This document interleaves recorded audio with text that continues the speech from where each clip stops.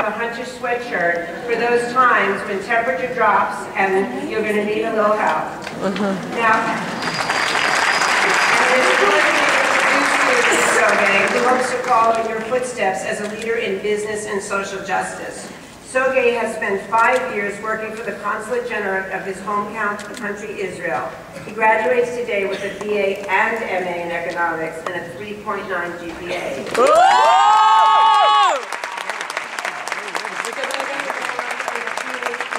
Starting a career in global finance with your inspiration, Luis. Please join me in welcoming our wonderful commencement speaker, Luis Venez.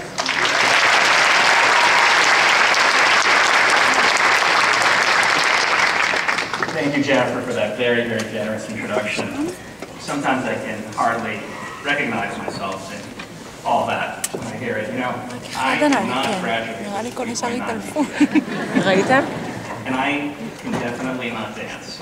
And I'm not going to medical school. You know, it's an honor to be here with you today. To be here with you, with your guests. You're the first Hunter class of 2012.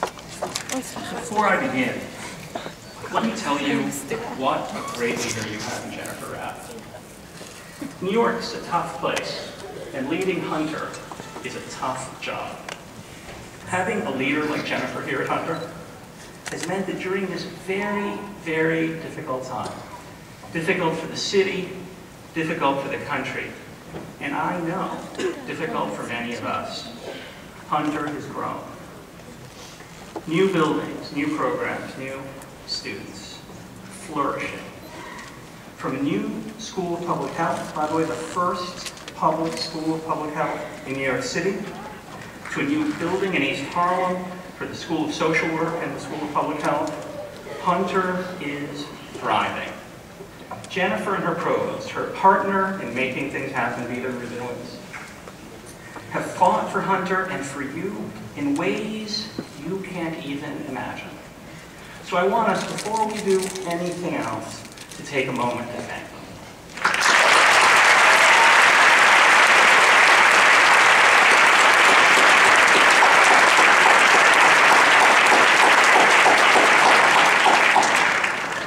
Now I have to tell you, I feel very much at home here at Hunter College. My wife, as Jennifer said, Deborah Tolman, teaches here. She's a professor in the School of Social Work. Rarely does a day go by without her marveling the students she teaches. She's worked at some of the finest universities in America, but few places have moved her the way Hunter has. It's not just the intellectual ability each of you brings, not just the immense talents you've shared with her. It's your stories. Jennifer has shared so many of them. Students who work full-time, students who are raising children, students who are supporting their parents, students who are doing all three of those things. In other words, students who face the challenges of this difficult time, but still find the resilience, the energy to be brilliant in her classes.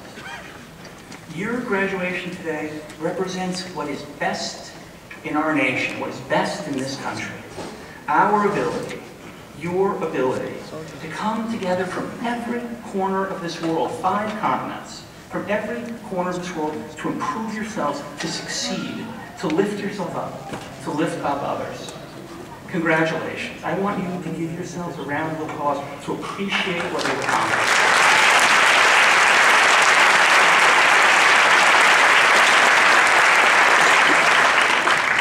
Now, you know, y'all are going to have to applaud a little louder than that.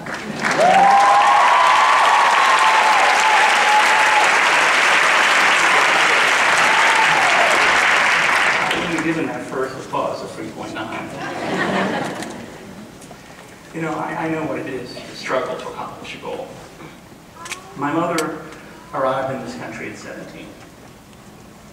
In order to help support her own mother and her 8 brothers and sisters, she went straight to work in a factory as a costurera, a seamstress. She didn't get a chance to go to a place like Hunter. But because of her, many of my aunts and uncles did. They got a chance to live the American dream. They found good jobs, married, and had families, were able to buy a home and send their kids to college.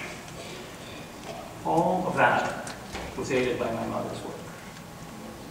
But her own path was a different path. She worked herself to death, making $30 or $40 a week, sewing dresses for people who didn't even know she existed, people who would not have seen her as she stood directly in front of them. Maybe some of you see in her struggle, the struggle of your parents, the struggle of any of the people who sacrificed to help you graduate today.